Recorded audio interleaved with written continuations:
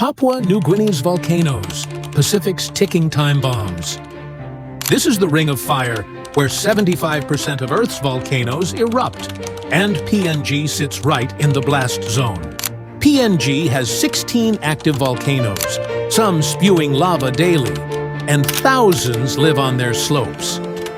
In 1994, Mount Tavurvur buried an entire city in ash, and it's still rumbling today. These aren't normal eruptions. They create lightning storms inside the ash cloud. Scientists still don't fully understand it. PNG's volcanoes are part of a 25,000-mile chain where earthquakes and eruptions never stop, and it's getting more active in 2024. Do you like some more facts of like this? Follow for more.